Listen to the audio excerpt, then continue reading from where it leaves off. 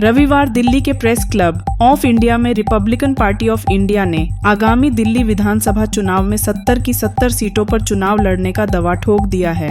आपको बता दें कि पार्टी यह चुनाव डॉक्टर भीमराव अंबेडकर के पौत्र डॉक्टर भीमराव यशवंतराव अंबेडकर के नेतृत्व में लड़ने जा रही है। यह जानकारी पत्रकारों को संबोधित करते हुए राष्ट्रीय अध्यक्ष ने कही। इस अवसर पर पार्टी राष्ट्रीय महासचिव अमृतलाल मसूरिया और पार्टी के कई पदाधिकारी मौजूद रहे। दिल्ली में आप 70 सीटों पर इलेक्शन लड़ने वाले हैं और लेट भी, तो छोटे में कोई संदेश दीजिए कि आपके साथ लोग जुड़ सकें, क्योंकि जनता जिस समय अभी आम आदमी पार्टी, भारतीय जनता पार्टी, कांग्रेस मैदान में आ चुकी है। क्या कहें?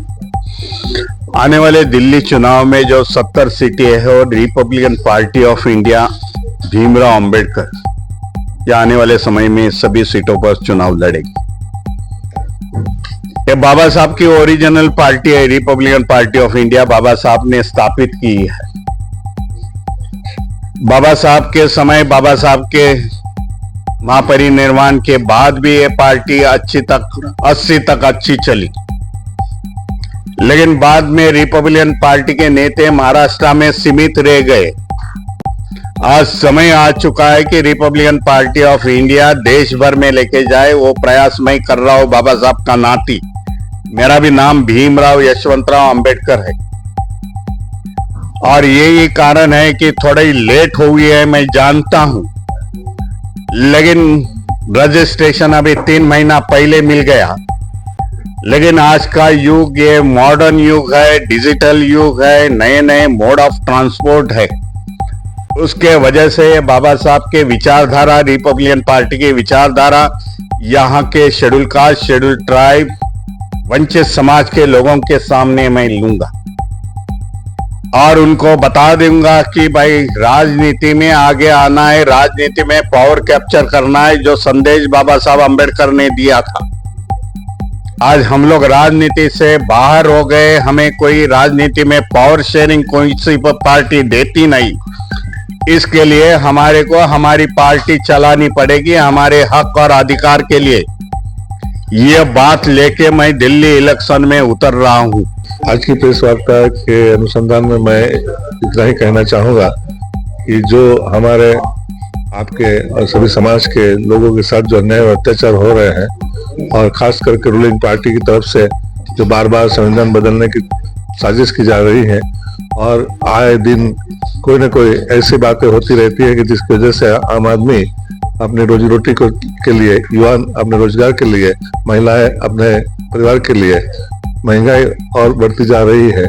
सभी प्रकार से देखा जाए तो विद्या से वंचित हो रहे हैं। शैक्षणिक संकुल में देखा जाए तो आज सरकारी स्कूलें बहुत सारी बंद हो चुकी है। हमारे गुजरात में कम से कम 10,000 स्कूल बंद कर चुके हैं।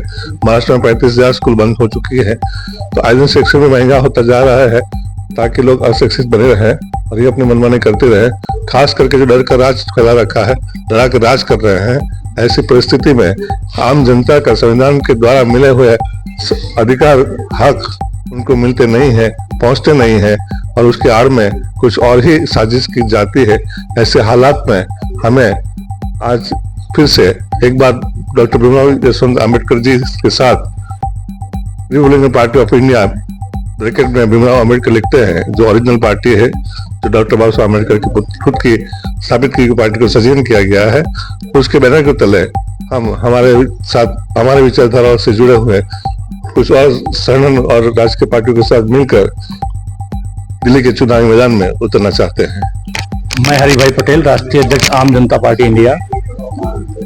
हम लोग दिल्ली में एक तीसरा विकल्प बनाएंगे।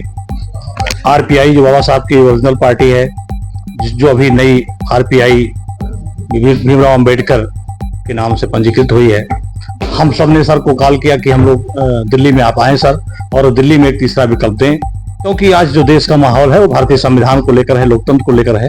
तो भारतीय संविधान की रचना चूंकि बाबा साहब अम्बेडकर ने किया है, तो हम लोग चाहते हैं कि बाबा साहब अम्बेडकर के ओरिजिनल खून का कोई आदमी आए और वो बाबा साहब अम्बेडकर के बनाए हुए संविधान को इस देश में संविधानवादी राष्ट्र का निर्माण करे।